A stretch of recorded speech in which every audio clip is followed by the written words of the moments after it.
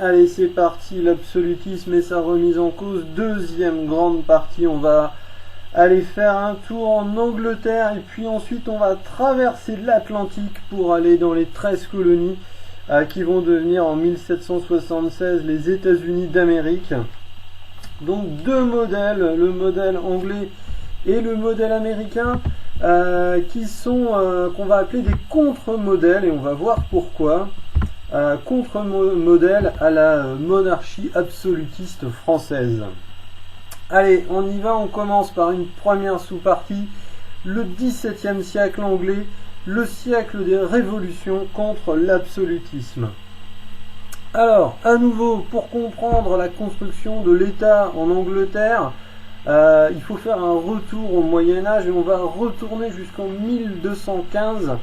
Alors pourquoi 1215 ? On est à l'époque du roi Jean sans Terre, on est à l'époque de Robin des Bois, même si on n'est pas sûr qu'il ait existé. Mais en tout cas, en 1215, le roi d'Angleterre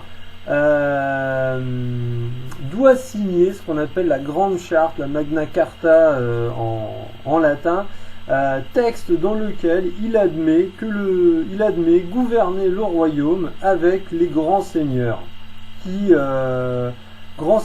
vont se rassembler au fur et à mesure au sein d'une institution qui va prendre le nom de Parlement.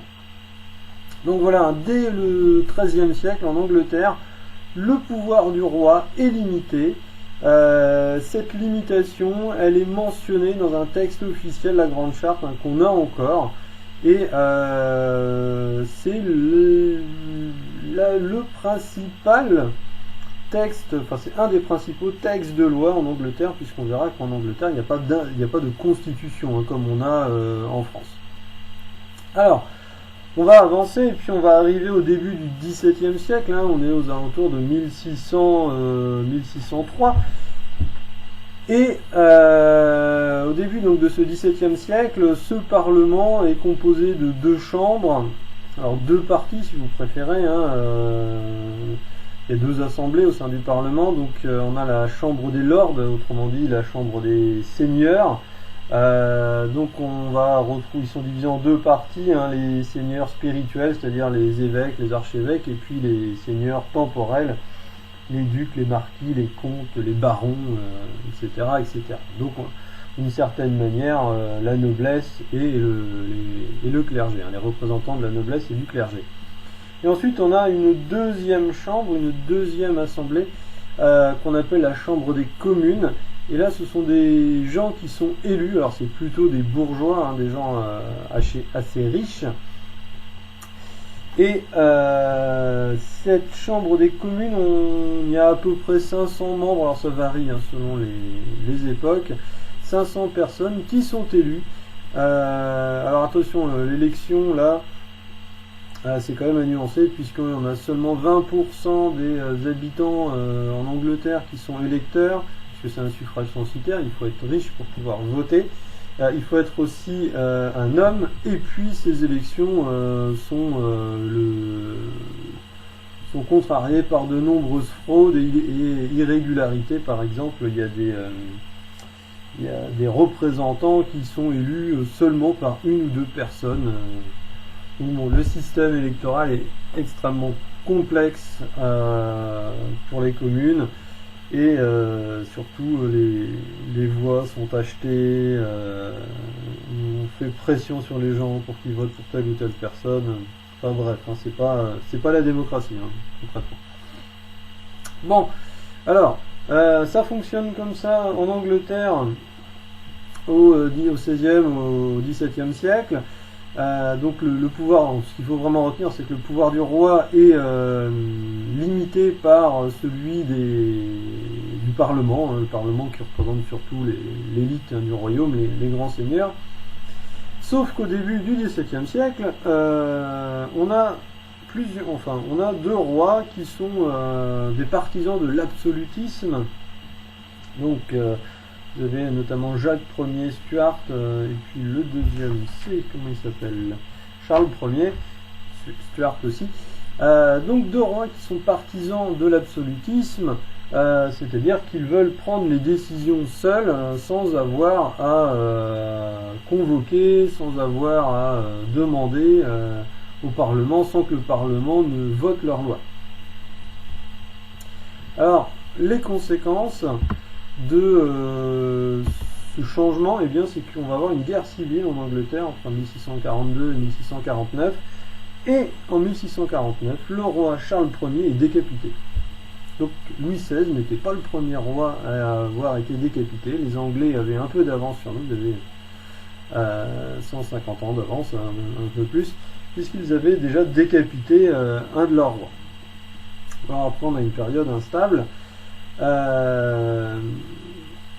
Et puis ensuite en 1685, on a un nouveau roi qui arrive au pouvoir, qui s'appelle Jacques II, roi qui est soutenu par Louis XIV. Et donc s'il est soutenu par Louis XIV, c'est que lui aussi est plutôt partisan de l'absolutisme. En tout cas, il est soupçonné par les grands du royaume de vouloir mettre en place un régime absolutiste. Et à nouveau, celui-là, il est chassé du pouvoir en 1689. Alors, il ne se fait pas décapiter, il parvient à s'enfuir. Donc, il est chassé du pouvoir et remplacé par un nouveau roi qui accepte de voir son pouvoir limité par celui du Parlement. Alors, concrètement, comment ça se caractérise cette limitation du pouvoir monarchique? Eh bien, il y a deux textes importants qui limitent le pouvoir du roi. Donc là, on va aller page 154-155. Le premier texte, il a été voté en 1679, c'est ce qu'on appelle l'habeas corpus, donc c'est du latin, en français ça veut dire la possession du corps d'une certaine manière. En tout cas, ce texte, il protège contre les arrestations arbitraires. Alors ce qui existe en France, Louis XIV, il peut enfermer les gens qui suppose dangereux avec ce qu'on appelle des lettres de cachet. Il peut enfermer des gens sans aucun motif. Donc c'est ça ce qu'on appelle l'arbitraire, c'est le fait d'emprisonner des gens sans motif, sans jugement. Et puis il est arrivé que et pour sortir de prison, il faut que le roi dise maintenant vous le libérez. Alors sauf que le roi il a plein d'autres choses à penser et il y a des gens comme ça qui sont oubliés en prison et qui peuvent y rester très longtemps. Et bien ça c'est interdit en Angleterre grâce à cette loi, l'habeas corpus, qui protège des arrestations arbitraires. Quelqu'un ne peut pas être détenu plus de 3 jours sans justification, sans avoir été présenté devant un juge pour savoir de quoi il est accusé. Parce que c'est ça la particularité des lettres de cachet françaises, c'est que le roi peut décider d'enfermer quelqu'un et la personne est enfermée et il ne sait pas pourquoi. Il n'est pas obligé d'être au courant des motifs de son arrestation. Donc ça, les arrestations arbitraires, les Anglais, les sujets anglais en sont protégés grâce à ce texte, l'habeas corpus. Deuxième texte fondamental en Angleterre, voté en 1689, il a été accepté par le nouveau roi, celui qui a remplacé le roi Jacques II, soupçonné d'absolutisme. Donc ce texte, c'est ce qu'on appelle le Bill of Rights, c'est-à-dire la déclaration des droits. Donc, vous en avez un extrait, page 155. Et pour résumer rapidement, que dit ce texte? Alors parmi toutes les mesures, le roi a besoin de l'accord du Parlement pour lever de nouveaux impôts. Donc vous voyez, on y revient encore aux impôts. Le roi a besoin du consentement du Parlement pour entretenir une armée en dehors de la guerre. Ça, c'est pour éviter que le roi ne prenne le pouvoir par la force. La censure est interdite. Donc concrètement, c'est la liberté d'expression en Angleterre. Bon, avec des limites, mais par exemple, ce qui n'existe pas en France. Et puis, le roi a l'obligation de réunir le Parlement fréquemment, parce que le Parlement normalement se réunit sur demande du roi. Si le roi ne demande pas que le Parlement se réunisse jamais, ça sert à rien. Donc là, dans ce texte, clairement, ce texte oblige le roi à réunir le Parlement fréquemment, c'est-à-dire au moins une fois par mois. Donc, ces deux textes montrent que la monarchie anglaise, eh bien, c'est une monarchie limitée. Le roi ne concentre pas les pouvoirs comme en France. Ces pouvoirs sont limités par ceux du Parlement. Alors attention, hein, c'est pas les mêmes parlements qu'en France. Faites bien attention à ça, c'est le même mot, mais ça ne représente pas les mêmes réalités.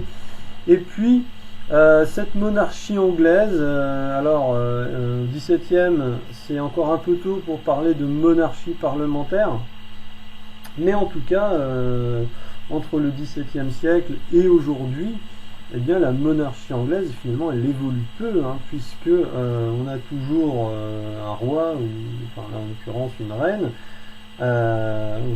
qui ne s'occupe plus vraiment de politique. C'est elle qui nomme le chef du gouvernement, mais le chef du gouvernement, en fait, il dirige avec le Parlement. Bon, donc nous, ce qu'on retient là, c'est surtout les deux textes, hein, l'Habeas Corpus, le Bill of Rights, et le fait que l'Angleterre, eh bien, ça propose un contre-modèle à l'absolutisme anglais, à l'absolutisme français, pardon. Donc hein, une monarchie limitée par rapport à l'exemple français. Alors, deuxième sous-partie, là on va traverser l'Atlantique et on va aller dans une autre partie de l'Angleterre, dans ce qu'on appelle les 13 colonies. Et on va passer à la page 160. Voilà, donc on va dans les 13 colonies britanniques, hein, donc en gros les futurs États-Unis.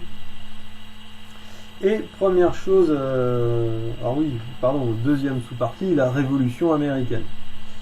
Donc, première chose à noter, depuis le XVIe siècle, de nombreux colons britanniques et puis européens fuient les persécutions religieuses et viennent s'installer dans ces 13 colonies, hein, dans le Nouveau Monde.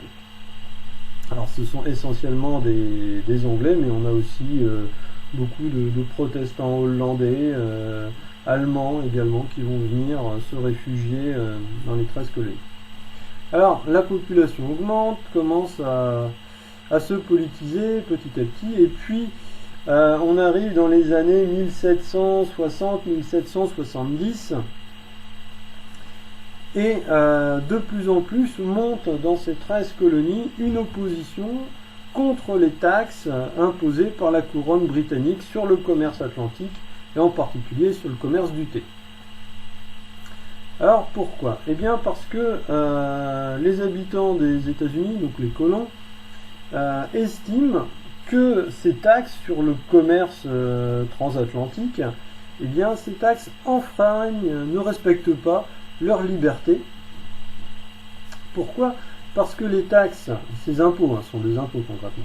Les impôts sont décidés par le Parlement britannique, donc jusque-là c'est légal, hein, d'un point de vue britannique, mais ça ne l'est pas du point de vue des colons américains, puisqu'ils ne sont pas représentés au Parlement à Londres.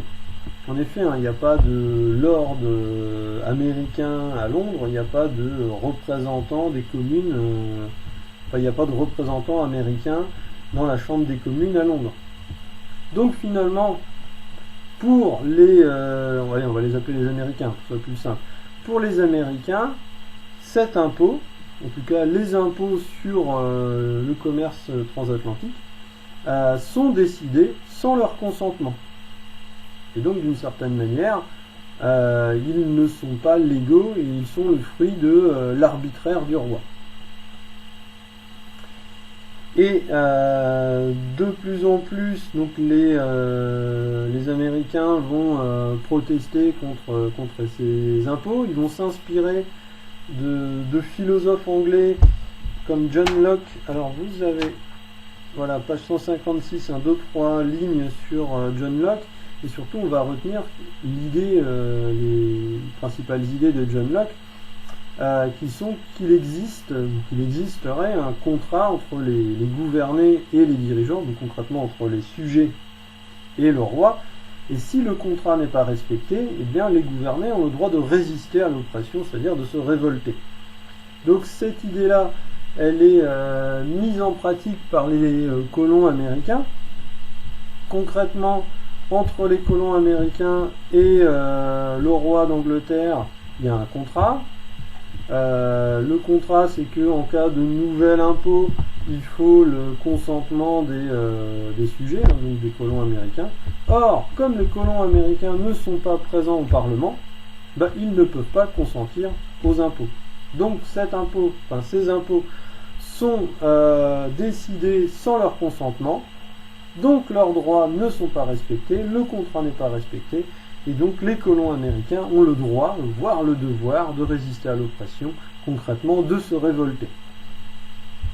Bon alors, John Locke n'est pas lu par tous les habitants des 13 colonies.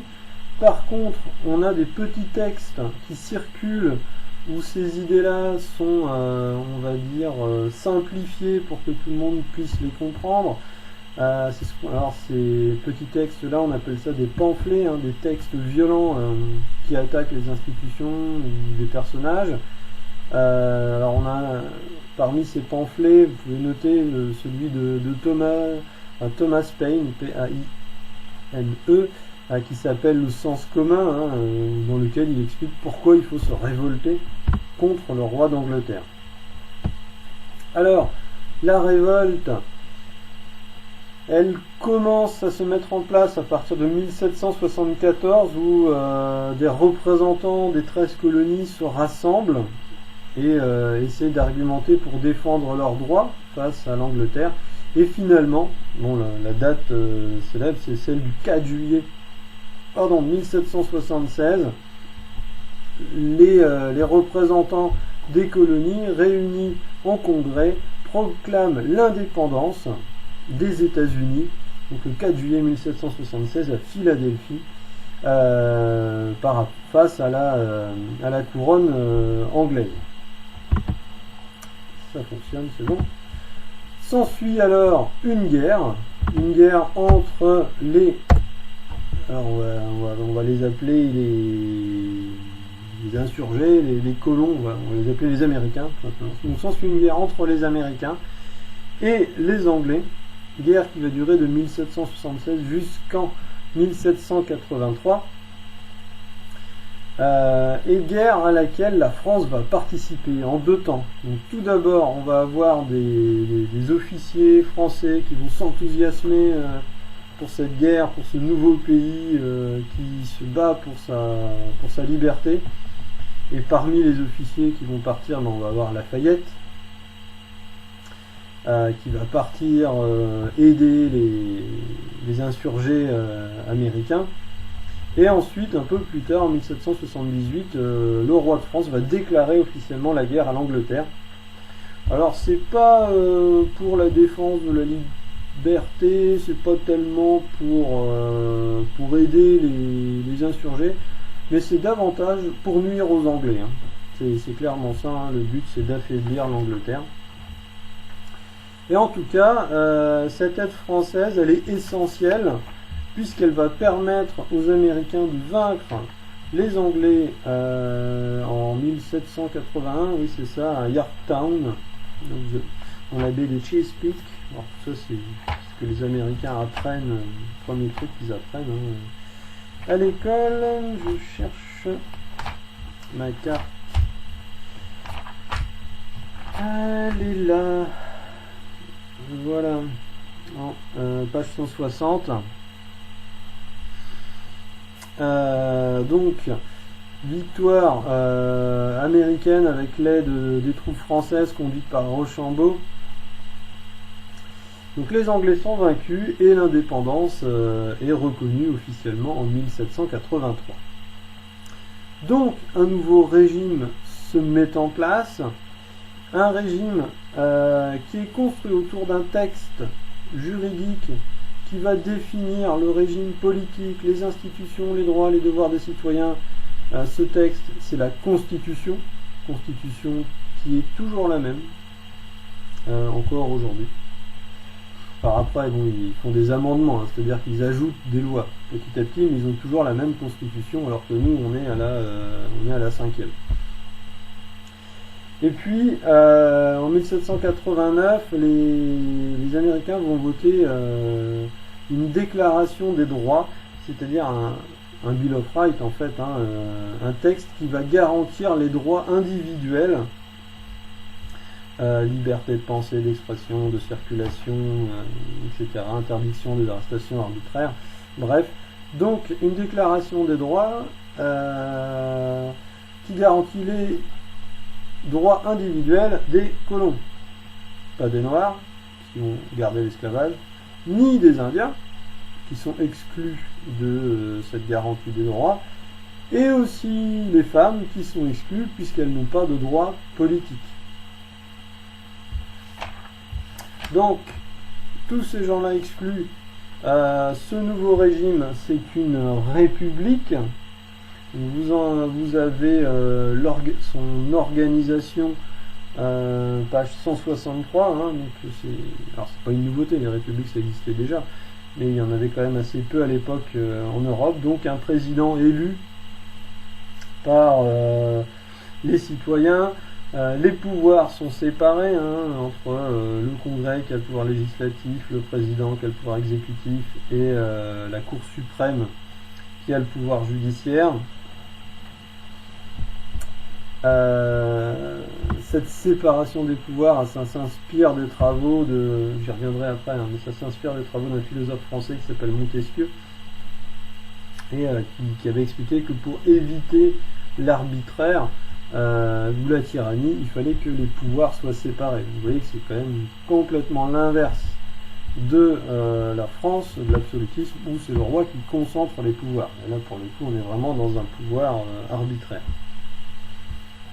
Donc, bon, je développe pas plus sur les modèles britanniques et américains, et on va passer à la troisième sous-partie, c'est-à-dire de voir comment ces modèles britanniques et américains vont influencer en France. Donc petit 3, les influences des modèles britanniques et américains sur la France, sur le royaume de France. Alors, on est au XVIIIe siècle, et au XVIIIe siècle, 1701 et 1800, je rappelle. Donc, XVIIIe siècle, l'absolutisme est à son apogée en France. Bon, Louis XIV va mourir en 1715, il va y avoir un moment de régence, mais après Louis XV puis Louis XVI vont se succéder, et le roi concentre les pouvoirs, donc on est vraiment dans l'apogée de l'absolutisme. Cependant, les intellectuels et les élites françaises, on en a une bonne partie qui sont séduits par le modèle britannique. Et ce modèle britannique, il se diffuse notamment grâce aux protestants français qui vont traduire les philosophes britanniques, et ça va permettre la diffusion de leurs idées. Donc les idées de John Locke particulièrement sont diffusées en France grâce aux traductions des protestants français. Et en plus, les protestants français, ce sont des gens qui sont souvent aussi des imprimeurs. Donc ils vont diffuser les idées de Locke. Je rappelle, selon Locke, il y a un contrat entre les chefs et les gouvernants, donc concrètement entre le roi et les sujets. Et si le roi ne respecte pas ce contrat, les sujets ont le droit de se révolter.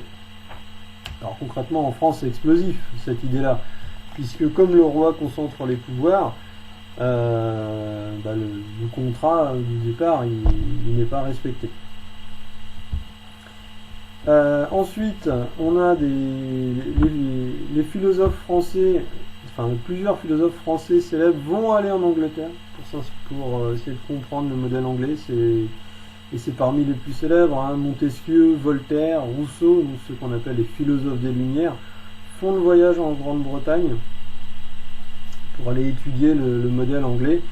Et donc chez les élites européennes et françaises, donc, une anglomanie, c'est-à-dire une mode, comment dire, oui c'est ça, on va vouloir copier un peu la mode anglaise, que ce soit dans les vêtements, donc on va commencer à porter des redingotes. Autre élément qui montre que le modèle anglais se diffuse, ça se retrouve dans le vocabulaire. Par exemple, quand on parle d'un jury, ça vient de l'Angleterre, enfin, ça vient de l'anglais. Même chose pour le mot humour. L'humour anglais, voilà, il y a une raison. C'est diffusé en France à partir du 18e. Et le philosophe, l'intellectuel français qui a le plus promu le modèle anglais, eh bien c'est Voltaire. Voltaire qui est particulièrement séduit par le fait que le modèle anglais protège les libertés individuelles, la liberté d'expression, la liberté de penser,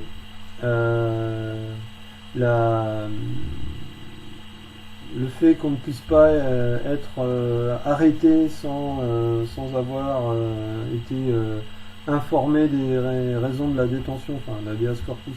Donc tout ça, Voltaire, ça lui plaît, et c'est vraiment quelque chose qu'il n'y a pas en France, puisqu'en France c'est la censure, c'est les violences religieuses encore, puisque Louis XIV a révoqué l'édit de Nantes.